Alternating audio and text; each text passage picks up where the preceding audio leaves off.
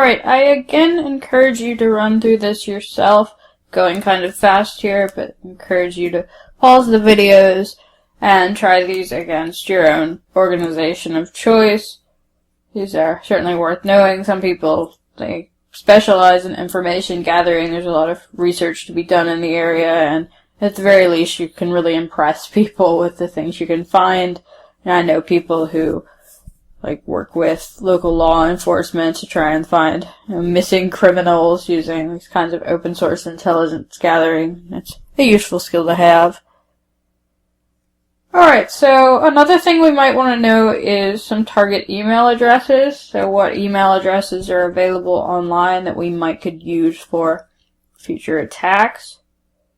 So you might think, well, hopefully no one's putting their corporate email address just anywhere online, but of course they are. I've found them in soccer rosters, PTA lists, mail services, all over the place. So we could certainly just go to Google and look, but there's naturally tools for that as well. A nice one is the Harvester. And the Harvester will basically search through different search engines and look at the results and try and find email addresses. So we give it no options, it'll show us the help. And these examples down here at the bottom are very useful. So we can do the Harvester. And then the domain, so let's use cisco.com. There's really not that much for bulbsecurity.com. And then how many we look at, so that's -L for the limit, so I'll do 500. And -B is the source. So here's all the available sources here. So we can just do all. And then let this run. I'm going to search through the different search engines and try and find us some results. So it really just depends on how much is out there. There may be next to nothing. Like my organization, we have about 4 email addresses total, so even if they were all available online, there wouldn't be much to find. It really just depends. But we'll see what we get out of cisco.com. It will take a few minutes to run as it's searching through all these different search engines. But it's much quicker than, say, if we used Google and did it manually.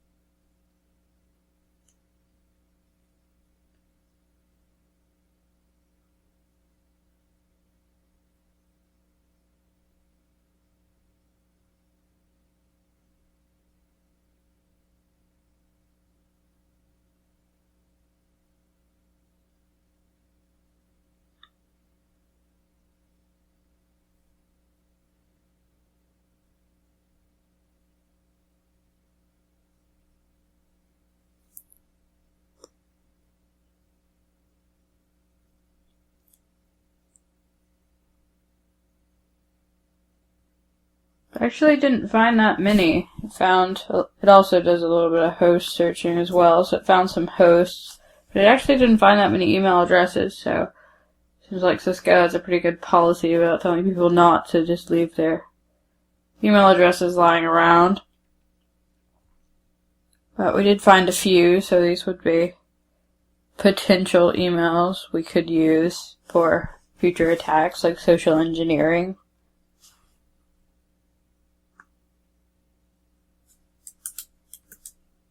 Another thing we can do is take a look at a site called Netcraft.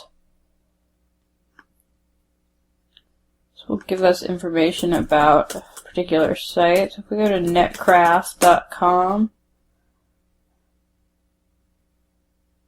they do a lot of different things besides this, but this is what I like it for, is what's that site running down here to the right. So if I do say, well, let's just do bulbsecurity.com.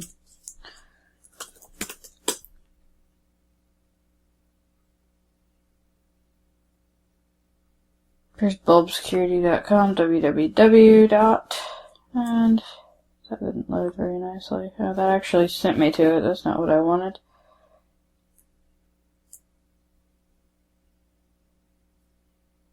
So let's fix fix that and actually tell it www dot, and what's that site running? There we go. That looks better. Date first seen, March 2012. That sounds about right. IP address, name servers, NetBlock owner, GoDaddy, domains by proxy,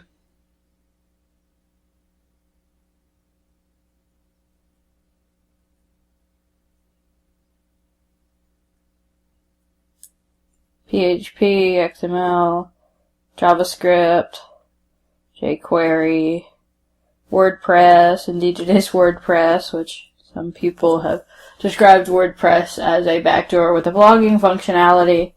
So I suppose it's only really a matter of time before my site gets it.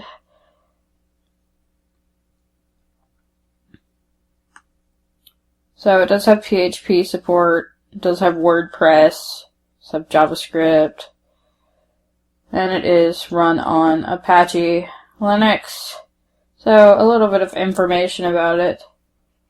So naturally anything that was for IIS or for Drupal or other technologies that I'm not running, if you wanted to go after this site, you could immediately discard any of those potential vulnerabilities because my site isn't running those.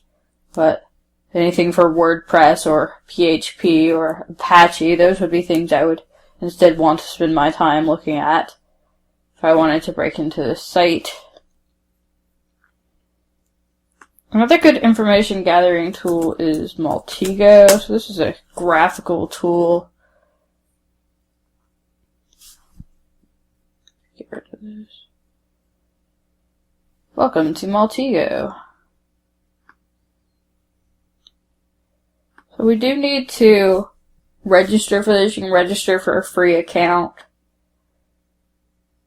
If you are going to use this on pen tests, they do want you to actually buy a license, but for our learning purposes, we can just check it out.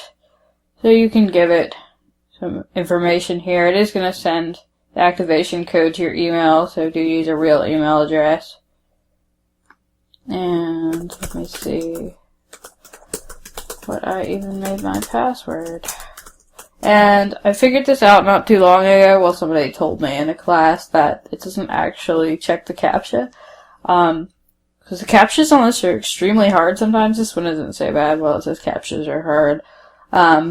But there have been some ones in Maltego where it's like, there's no way I could ever get that right. So as long as you put something, it actually will let you in. So I'll just say CAPTCHAs are hard. If that's the correct email address. Oh, it was. Okay. Only an 8-character password. That's not very good.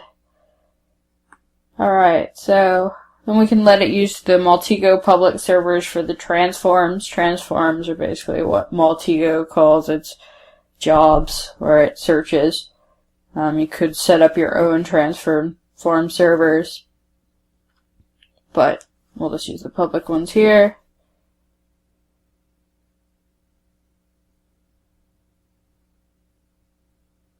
And I know people who can make Maltego do just about anything. It's really exciting. And then, there's people like me who are, just good enough about it to talk about it. But, again, it's useful. So let's open a blank graph and let me play around. You can kind of deviate here and just kind of pull whatever you want. So over here on the left, these are all of the entities we can run Maltego transforms on. So let's just start with the domain. So Paterva.com is the guys who make it, so I'll do bulbsecurity.com. Again, do this against anyone you like. And we can again pull any entity from this list that we want. You don't have to do the same things as me. In fact, you may find more interesting information if you don't. So if we right-click on any entity, you'll get transforms based on what kind of entity it is. This is a domain, so it'll have domain-based entities. So it's broken down in categories, as well as there's all transforms. So let's do How about to website?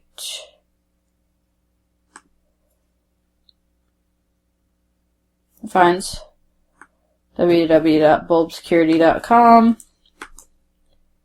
Can run a transform on this one, so there'll be different transforms here. To server technologies website, so similar to Netcraft here.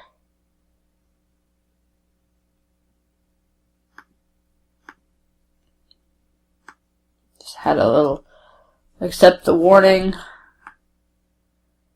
So Apache, jQuery, Google API, WordPress, so similar to what we saw with Netcraft. Again, we could get email addresses that are on that site. Probably just Georgia@bulbsecurity.com, but maybe there's something else.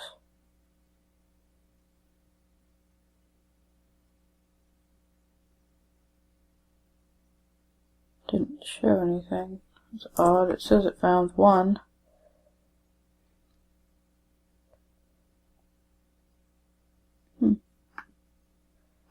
Try it against this one. There's just one where it'll use the search engine. So similar to what the harvester does here.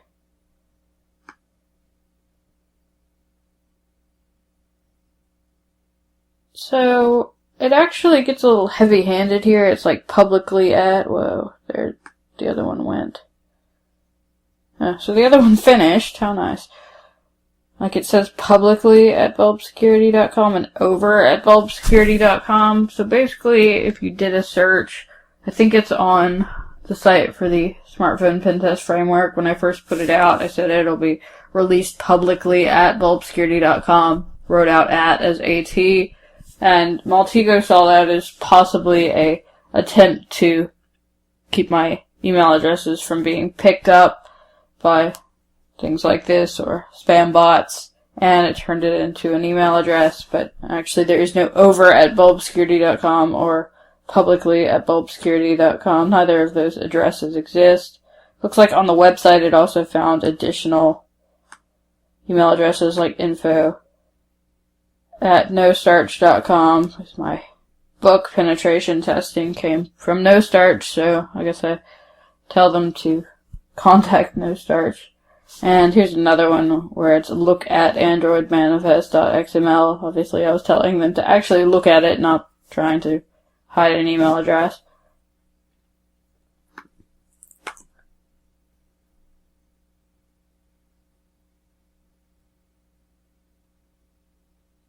Let's see, so we could do search pastebin for email. That's always fun. Never know what you'll get, but I run it against info at nostarch.com. I typically run it against me, but that's always a little bit depressing because it seems like nobody ever puts anything nice on pastebin. Says there is no info at nostarch.com on pastebin. Okay, let's see what they have to say about Georgia Bulb Security these days. I don't have a MySpace account on it. Nothing on pastebin for mine either. How interesting.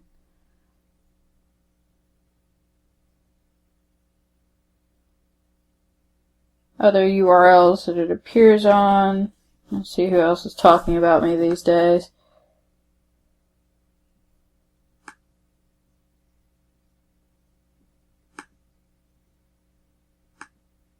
Looks like a bunch of slideshows. Yeah, these are just about all my slideshows. So, I mean, you can go really far with it. I mean, I've seen people like break into people's Flickr accounts and stuff through it. But, you know, with a certain amount of just playing around, you can get pretty competent at it. You can find a lot of information, plus it makes a pretty graph, and who doesn't like pretty graphs? I mean, customers like pretty graphs, so it's something you might could put in your report and make yourself look really cool. But you don't want the for demo use only in the background, so you would need to buy a license if you wanted to use this on a pen test. But I encourage you to play around with it. I mean, information gathering is some people's favorite thing, some people don't like it, so it really just depends.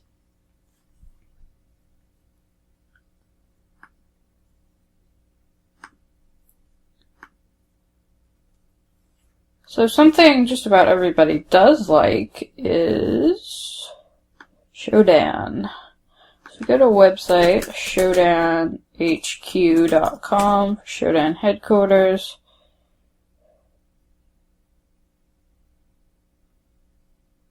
So we can set up an account with this, and it'll give us better results and we can filter them.